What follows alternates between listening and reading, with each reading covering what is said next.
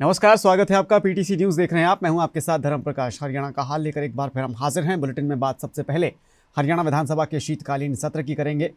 आज सत्र का दूसरा दिन था और सत्र के दौरान आज सदन में कई अहम मुद्दों पर चर्चा हुई है। एक तरफ बेमौसमी बारिश से खराब फसलों का मुद्दा उठा तो दूसरी तरफ भूपेंद्र हुड्डा ने ऑनलाइन कामकाज का मुद्दा भी सदन में उठाया है। महम से निर्दलीय विधायक बलराज कुंडू ने कहा कि बेमौसमी बारिश से प्रदेश में किसानों को नुकसान हो रहा है और सरकार को फसलों की गिरदावरी करवाकर किसानों को मुआवजा देना चाहिए। वहीं उन्होंने महम के सरकारी अस्पताल की खस्ता हालत को लेकर भी सरकार को घेरा है। उधर भूपेंद्र हुड्डा ने ऑनलाइन पोर्टलों के कार्यप्रणाली को लेकर सरकार को घेरा और कहा कि सरकार हर चीज़ के लिए पोर्टल खोल रही है। हुड्डा ने कहा कि अगर सारा काम पोर्टल के जरिए ही करना है तो फिर मंत्रियों को मंत्री बनाने की ज़रूरत ही क्या है। इसके अलावा सदन में कांग्रेस विधायक बिशन सैनी ने अवैध माइनिंग का मुद्दा भी आज उठाया, जबकि विधायक किरण चौधरी ने छात्रों को मिलने वाली स्कॉलरशिप के मुद्दे पर सरकार को घेरने की कोशिश की है। देखिए, सबसे पहले तो मैं देश के प्रधानमंत्री जी का बहुत आभारी हूं, जिन्होंने इस विषय को आगे बढ़ा करके अंतर्राष्ट्रीय स्तर पर यूएनओ में ये पास कराया कि 2023 का वर्ष ये मिलेट ईयर होना चाहिए। स्वाभाविक है, मिलेट का खाने का अभ्यास लोगों का जितना ज़्यादा बढ़ेगा उतना अभी जो चीज़ें देखने जा रही हैं, केमिकल्स के द्वारा पैदा होने वाली फसलों का जो दुष्परिणाम होता है, साइड इफ़ेक्ट्स होते हैं, वो कम होंगे, शरीर स्वस्थ होगा, बीमारियों से दूर होगा। और कभी कभी तो ऐसा भी अनुभव आता है कि बीमारियों को दूर करने के लिए बीमार होने के बाद अगर हम खाना पीना अपना ठीक कर लेते हैं बहुत जल्दी, और हमारा जो है ठीक खाने पीने से, मिलेट जैसे इस प्रकार के मोटे अनाज से, ऑर्गेनिक जो हमारी फसलें हैं उसके उपयोग करने से बीमारियां भी दूर जाती हैं। हम हरियाणा में इस प्रकार के प्रयोग आगे करने जा रहे हैं। हमारे जो वेलनेस सेंटर्स हैं, लगभग 1000 वेलनेस सेंटर्स अब जल्दी पूरे हो जाएंगे। वहाँ पर आयुष के माध्यम से, आयुर्वेद के माध्यम से हम वहाँ की जो डाइटिशियन के कुछ कोर्स करने के बाद लोगों को आग्रह करेंगे कि अपने खाने पीने का जो स्वभाव है, अपनी आदतें, अपना व्यवहार उस नाते से वो ठीक करें ताकि बीमार होने से भी बचें।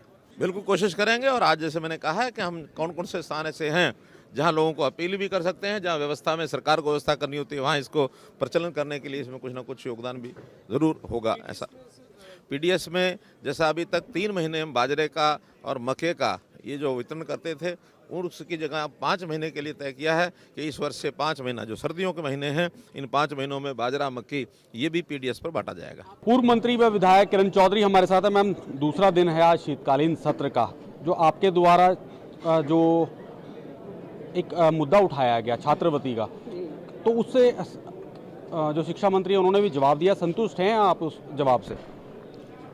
देखो, स्कॉलरशिप का मामला है और गरीब बच्चों के लिए है, तो स्कॉलरशिप उनके लिए लाइफलाइन है। उसी के ज़रिए जो है वो पढ़ाई लिखाई कर सकते हैं।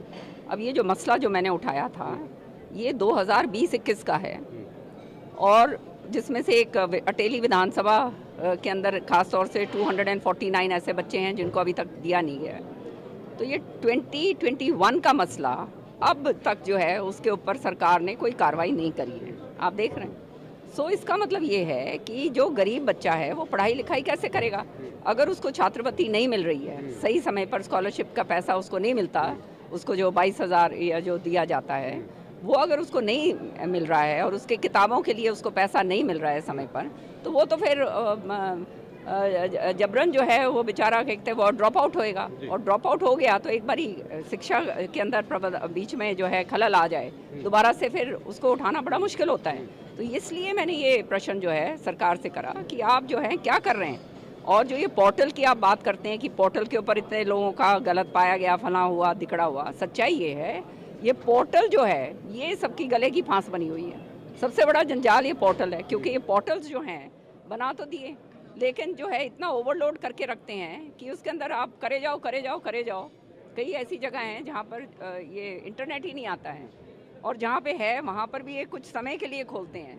तो ये सरकार का संज्ञान में मैं लेकर आई हूँ कि आप इस चीज़ को देखिए ताकि गरीब बच्चों के साथ खिलवाड़ ना हो और उनका जो है जो शिक्षा का जो अधिकार है वो शिक्षा का अधिकार उनको पूरा मिलता रहे। मैं समझता हूँ कि आज दूसरा दिन है, लोगों को सभी बहुत अच्छी स्ट्रेंथ में तकरीबन पूरा हाउस हाजिर था और सब ने अपने अपने मुद्दे उठाए। एक लोगों में डिबेट है, लोग इसे देखते हैं।